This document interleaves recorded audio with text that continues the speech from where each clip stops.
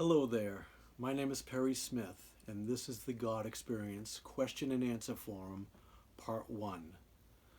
This question comes from Tim, and he would like to know about the big blue book that was on the desk in the gas station the night I found God, that I talk about in the introductory video to my audiobook here on YouTube.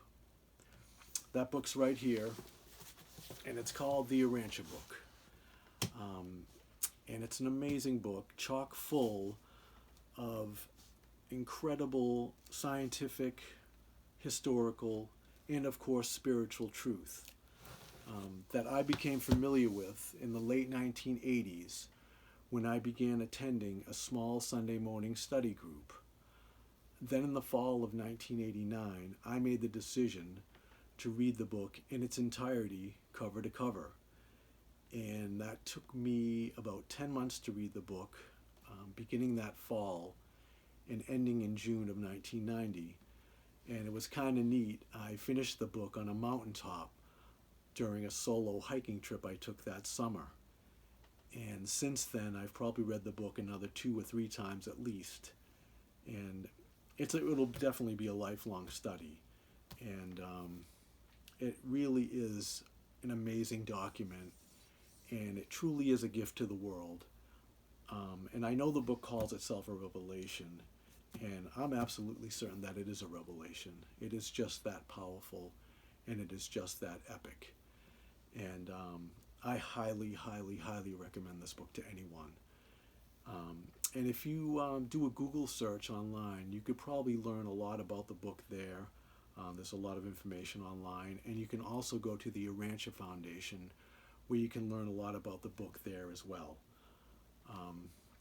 But here is the overarching truth in regards to any book, and it's kind of obvious, but I'm going to tell you anyway.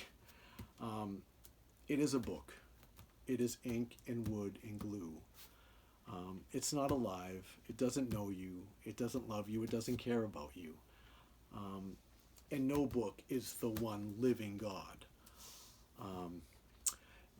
If you take, for example, Romeo and Juliet, I'll use this example.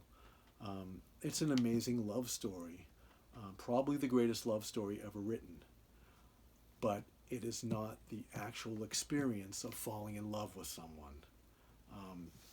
In the same way, if you look at The Adventures of Tom Sawyer by Mark Twain, it's an amazing book about the friendship between Tom Sawyer and Huckleberry Finn. But it's not the actual experience of having a true friend in your life. And it's the exact same thing with God. It's like comparing a paper doll to an actual child. The difference is monumental. So as great as books are, they are not a living relationship with a living being. And it's this grand truth that I'm trying to illuminate and amplify in all my work as a spiritual teacher. So in closing, you won't find God in a book or a building or a man. Those things can certainly help, but if you truly want to find and know God, you must open your heart and mind to His spirit presence that lives within you. And I hope that someday you will do just that, whatever the catalyst might be.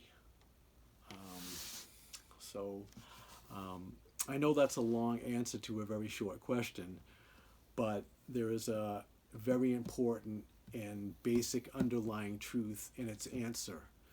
And I hope this answer has enlightened you. So thank you very much for watching and listening to my video. And remember, if you have any questions about my book, you can email me at thegodexperience14@gmail.com, and I will answer that question in future Q&A video posts going forward. So thank you again, and take care of yourself.